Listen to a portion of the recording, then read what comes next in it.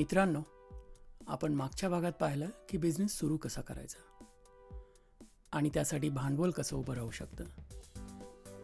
अर्थात खऱ्या आयुष्यात भांडवल उभं करणं थोडंसं अवघडच असतं आणि प्रत्येक वेळी आपल्याला मनीलालसारखे गुंतवणूकदार इन्व्हेस्टर मिळतीलच असंही नाही आहे.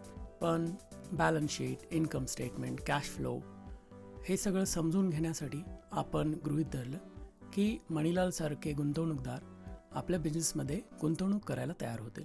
तर मागच्या एपिसोडमध्ये आपण पाहिलं की आपल्या बॅलन्स शीटमध्ये ॲसेट्स आहेत आणि लायबिलिटीज आहेत. ॲसेट्समध्ये आपल्याकडे रोख रक्कम कॅश 75,000 रुपये आहे. 50,000 रुपये जे मनीलालनी आपल्या बिझनेसमध्ये गुंतवलेले आहेत आणि 25,000 रुपये जे आपण बँकेकडून कर्ज घेतलेलं आहे. आपल्याकडे फिक्स्ड ॲसेट्स म्हणजे स्थावर मालमत्ता काहीच नाही आहे. आपल्याकडे इन्व्हेंटरी म्हणजे उत्पादनासाठी लागणारा कच्चा माल पण काही नाही आहे. गुडविल आहे 1,00,000 रुपये. तर अर्थात आता आपल्याला आपला बिझनेस म्हणजे चहाचं दुकान सुरू करायचं आहे. आपण बाजारात घेतलेल्या माहितीनुसार या दुकानाला वर्षाला साधारण 30,000 रुपये खर्च येतो.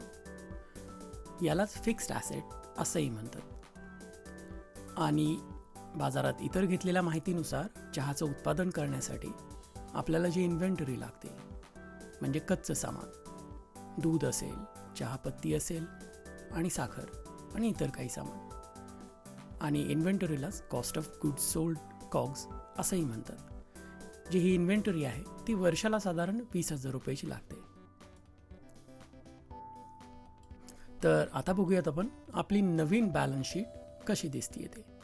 आपण फिक्स्ड ॲसेट्स म्हणजे स्थावर मालमत्तेसाठी 30,000 रुपये खर्च केलेले आहेत. आपल्या इन्व्हेंटरीसाठी 20,000 रुपये खर्च केलेले आहेत. त्यामुळं आपली रोख रक्कम जी 75,000 रुपये होती ती 75,000 वजा 30,000 वजा 20,000 म्हणजे 25,000 शिल्लक आहे. गुडविल बदललेलं नाही, ते आहे तसंच 1,00,000 रुपये आहे. आणि शेअर होल्डर्स इक्विटी पण 1,50,000 रुपये जी होती पूर्वी तशीच आहे, किंवा प्रत्येक शेअरला 100 रुपये. लायबिलिटीजमध्ये जे आपण कर्ज घेतलं होतं 25,000 रुपये, अर्थात तेही बदललेलं नाही आहे. तुमच्या एक लक्षात आलं असेल की आपण जी आपल्याकडे रोख रक्कम होती ती ॲसेट्स आणि इन्व्हेंटरी घेण्यासाठी वापरलेली आहे, जेणेकरून आपण उत्पादन करू शकू. आता आपण समजून घेऊयात इन्कम स्टेटमेंट म्हणजे आपल्या बिझनेसमध्ये वर्षाअखेरीस झालेली एकूण मिळकत. पण इन्कम स्टेटमेंट समजून घेण्यासाठी आपल्याला काही गोष्टी गृहीत धराव्या लागणार आहेत. सगळ्यात महत्त्वाचं म्हणजे रेव्हेन्यू. आता तुम्हाला प्रश्न पडला असेल की रेव्हेन्यू म्हणजे काय बरं? रेव्हेन्यूला मराठीमध्ये महसूल म्हणतात. थोडक्यात बिझनेसमध्ये एकूण पैसे आपण किती मिळवले. आता पुन्हा एकदा बाजारात घेतलेल्या आपण माहितीनुसार आपल्याला हा अंदाज आहे की शहराच्या या भागात 10,000 कप चहा वर्षाला सहज खपतो आणि प्रत्येक चहाची साधारण किंमत आहे 10 रुपये. तर आपली एकूण मिळकत 10,000 कप गुणिले 10 रुपये. सांगा बरं किती? बरोबर, 1,00,000 रुपये. तर आपली एकूण मिळकत वर्षाअखेरीस असणार आहे 1,00,000 रुपये किंवा रेव्हेन्यू 1,00,000 रुपये.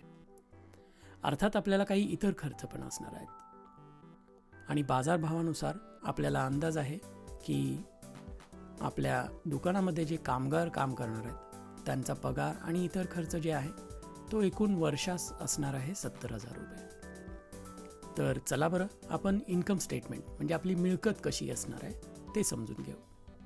इन्कम स्टेटमेंटसाठी 3 महत्त्वाच्या गोष्टी समजणं गरजेचं आहे. रेव्हेन्यू म्हणजे एकूण मिळकत किंवा महसूल, एक्सपेन्सेस म्हणजे आपल्याला दुकान चालवण्यासाठी किंवा आपला बिझनेस चालवण्यासाठी आलेला एकूण खर्च, आणि प्रॉफिट किंवा काही जण त्याला नेट इन्कम असंही म्हणतात म्हणजे नफा. तो काढला जातो रेव्हेन्यू वजा एक्सपेन्सेस म्हणजे एकूण मिळकत किंवा महसूल वजा एकूण आलेला खर्च. तर वर्षाअखेरीस आपलं इन्कम स्टेटमेंट कसं दिसेल बरं? आपल्याकडे एकच चहाचं दुकान आहे आणि आपण हे गृहीत धरलेलं आहे की वर्षाला आपण तिथे 10,000 कप चहा विकणार आहोत. तर एकूण आपण 10,000 कप चहा विकणार आहोत आणि प्रत्येक कपची किंमत आहे 10 रुपये. त्यामुळे आपला रेव्हेन्यू 1,00,000 रुपये. पण अर्थात आपल्याला खर्च पण आहेत. आपण मगाशी पाहिल्याप्रमाणे आपल्याला चहाचं उत्पादन करण्यासाठी जे कच्चं सामान लागणार आहे, इन्व्हेंटरी किंवा कॉस्ट ऑफ गुड सोल्ड, ती आहे 20,000 रुपये. तसंच आणखी एक संज्ञा समजून घेणं महत्त्वाचं आहे, ती म्हणजे डिप्रिसिएशन. आता डिप्रिसिएशन म्हणजे काय? डिप्रिसिएशनला मराठीत घसारा म्हणतात. आपण भांडवली खर्च करून आणलेली किंवा उभारलेली कोणतीही यंत्रसामग्री असेल, उपकरणं असतील किंवा इमारत असेल, ही कालांतराने 1, 2, 5 वर्षांनी मोडकळीस येणारच. तर अशी उत्पादन प्रक्रियेत वापरलेली जी वस्तू आहे तिची झीज कशी होईल याचा बांधलेला अंदाज, अर्थात हा अंदाज बाजारातल्या माहितीनुसारच असतो. आता आपलं जे चहाचं दुकान आहे त्याची एकूण किंमत आहे 30,000 रुपये आणि बाजारातल्या माहितीनुसार आपल्याला अंदाज आहे की हे चहाचे दुकान दर 5 वर्षांनी बऱ्यापैकी मोडकळीस येते. थोडक्यात आपण असं गृहीत धरू शकतो, या दुकानाचा घसारा किंवा डिप्रिसिएशन जे आहे ते दरवर्षी 20% होतं, 1/5. तर 30,000चे 1/5 किंवा 20% म्हणजे किती झाले बरं? बरोबर 6,000 रुपये. आणि आपण हे तर गृहीत धरलेलंच आहे की कामगारांचा एकूण खर्च असणार आहे 70,000 रुपये. तुमच्या एक लक्षात आलं असेल की हे जे 3 आयटम आहेत, कॉग्स किंवा इन्व्हेंटरी, डिप्रिसिएशन आणि लेबर, याच्या अगोदर मी वजा चिन्ह दाखवलेलं आहे, कारण हे आपल्याला रेव्हेन्यू किंवा एकूण मिळकतमधून वजा करायचं आहे म्हणून. आता आपण शोधूयात earnings before interest and tax. थोडक्यात आपला जो नफा आहे, बँकेला द्यायचं जे व्याज आहे आणि सरकारला द्यायचा जो टॅक्स आहे त्याच्या अगोदर, तो काय आहे तो शोधण्याचं एक सोपं सूत्र आहे. ईबीट म्हणजे रेव्हेन्यू म्हणजे एकूण मिळकत वजा इन्व्हेंटरी किंवा कॉग्स वजा डिप्रिसिएशन म्हणजेच घसारा वजा कामगारांसाठी आलेला खर्च. तर आपल्या बिझनेसचं ईबीट काय आहे बरं? आपला एकूण रेव्हेन्यू किंवा मिळकत आहे 1,00,000 रुपये. आपली इन्व्हेंटरीसाठी खर्च आलेला आहे 20,000 रुपये. आपण घसारा किंवा डिप्रिसिएशन धरलेला आहे 6,000 रुपये आणि आपल्या कामगारांचा खर्च आहे 70,000 रुपये. तर 1,00,000 वजा 20,000 वजा 6,000 वजा 70,000, सांगा बरं किती? तर ईबीट आहे 4,000 रुपये. अर्थात आपण बँकेकडून कर्ज देखील घेतलेलं आहे 25,000 रुपये आणि तुम्हाला आठवत असेल की बँकेने त्यावर आपल्याला 20% दसादशे व्याज आकारलेलं आहे. त्यामुळं 25,000चे 20% म्हणजे 5,000 रुपये आणि हे जे व्याज आहे ते आपल्याला दरवर्षी बँकेला द्यावं लागणार आहे. त्यामुळे इंटरेस्ट आला 5,000 रुपये. आता अर्निंग बिफोर टॅक्स, आता जे एकूण नफा आहे टॅक्स भरण्या अगोदरचा, तो कसा काढायचा ते काढण्याचं सूत्र आहे ईबीट वजा इंटरेस्ट म्हणजे व्याज. आपलं ईबीट होतं 4,000 रुपये आणि व्याज बँकेला द्यायचं आहे 5,000 रुपये. आणि मग तुमच्या लक्षात येईल की आपलं अर्निंग बिफोर टॅक्स म्हणजे जो नफा आहे, टॅक्स भरण्या अगोदरचा नफा जो आहे तो आहे वजा 1,000 रुपये. थोडक्यात टॅक्स भरण्या अगोदर आपल्याला तोटा झालेला आहे 1,000 रुपये. अर्थात आपला बिझनेसमध्ये तोटा झालेला आहे.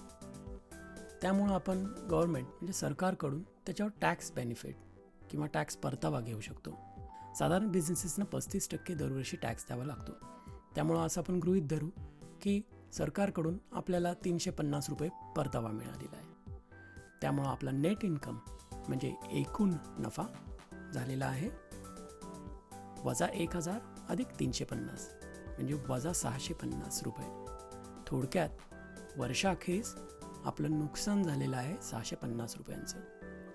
आता तुम्हाला अर्थात असं वाटू शकतं की अरे बापरे, आपण एवढी गुंतवणूक केली, वर्षभर मेहनत केली आणि वर्षाअखेरीस आपलं तर नुकसान झालं आहे, हा बिझनेस आपण बंद करूयात का? तर याचं उत्तर तुम्हाला मिळेल पुढच्या भागात.